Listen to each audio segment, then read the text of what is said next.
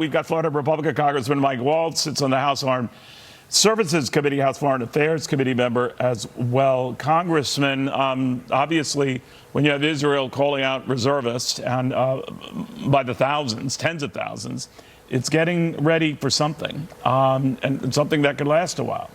What do you think? Yeah, Neil, let's be clear and let's make no mistake. This is an Iranian-backed, full-on assault and war against Israel. Israel is not just going to need to strike back. They are going to have to overwhelmingly eliminate Hamas's capability to do this again, and not just focus their retaliation on Hamas, because that's just the proxy for Iran. They are also going to have to hit back inside of Iran. The supreme leader of Iran has repeatedly and openly talked about surrounding Israel with a ring of fire, his words, of terrorists and of rockets to use at a time of his choosing, the supreme leader of Iran's choosing, to eliminate Israel. Now, a lot of people are asking why now. I do think this has a lot to do in terms of timing with the Saudi-Israel talks and using Hamas to spoil those talks, because they would build on the Abraham Accords and they would be transformative for the region. But this is an all-out war, Neil, and the United States needs to be very clear that we 100% have Israel's back. The statement that came out of the embassy, the U.S. embassy this morning, was despicable. That called on Israel to not respond. It's since been deleted, but I think that shows some of our bureaucrats' true colors. You know, Congressman, Turkey apparently says it's ready to help de-escalate this situation, that it's in close contact with all the parties. It's coming from its foreign ministry. What do you think of that? Look, we haven't even seen the other shoe drop yet. To the north of Israel is Hezbollah, that has hundreds of thousands of more Iranian-purchased rockets. And what the goal here, Neil, is to overwhelm Israel's defenses with dumb rockets. Then they have GPS-guided missiles that can hit things like downtown Tel Aviv, government buildings, their nuclear power plant, the airport.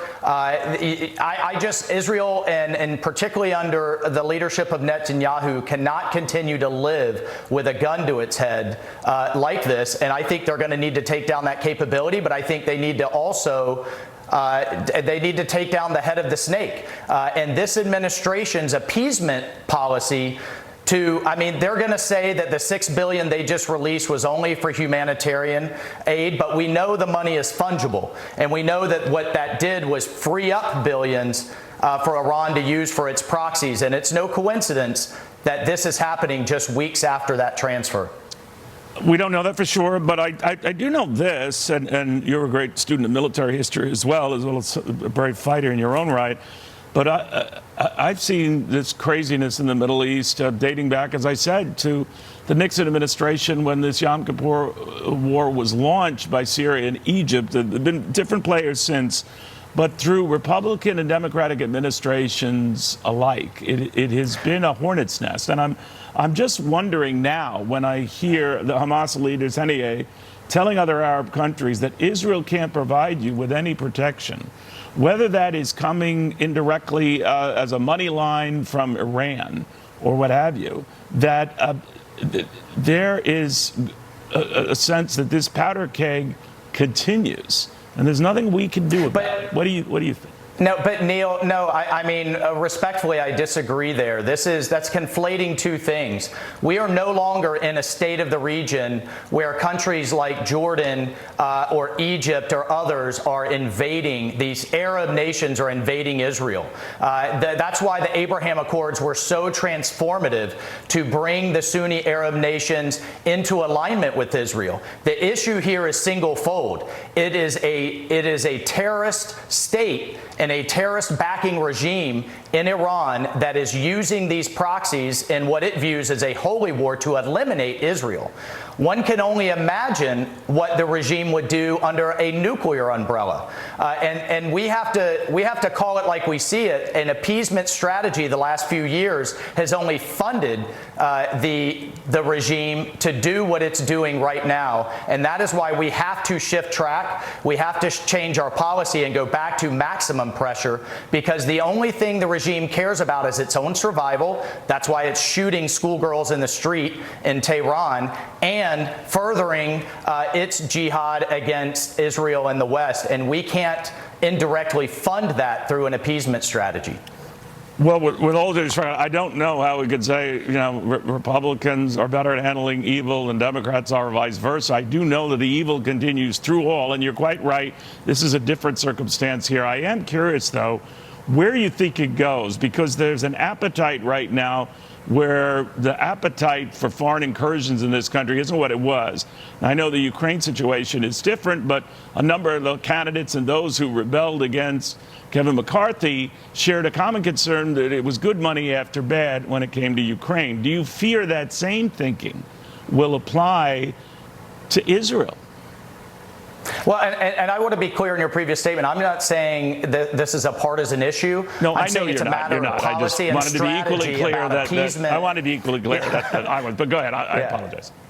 But there's just no denying that the Abraham Accords were transformative when it came to the Gulf Arab nations and the relationship with Israel, and that we were looking at historic peace accords just a few years ago.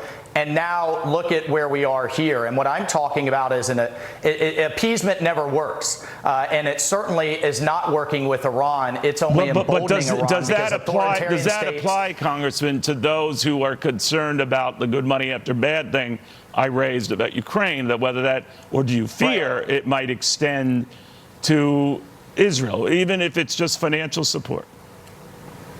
Well, I think there is a very different view of Israel as our key ally in the nation, and that is very well understood across the American populace and across our political sphere. What is less understood now, and I think people are rightly asking questions, is have we backed ourselves and dithered ourselves into a stalemate in Ukraine? How long is this going to go? What's it going to cost? What does victory look like in line with our interests? And Neil, that has not been explained by this president.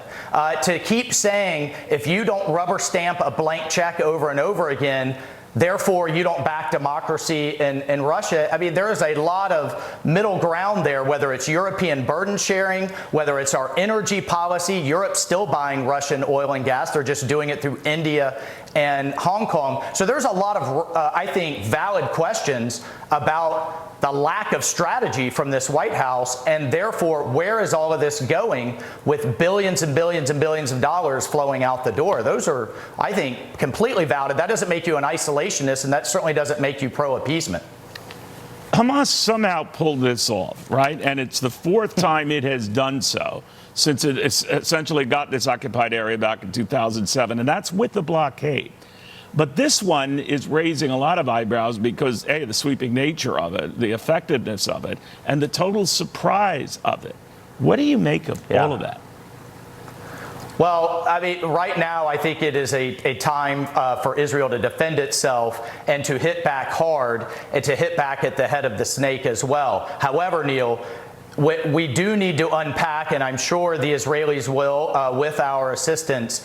This was an intelligence failure. There's no other way to describe it. I don't know if somehow Hamas now has encrypted communications provided by Iran, if there was a failure of of Israel's human source network, but certainly for them to be able to develop this sophisticated of an attack right under Israel's nose and execute clearly with external support is something that that both Israel, with the help of the United States, will have to take a very hard look at. Congressman, we will watch the fallout of all of the above.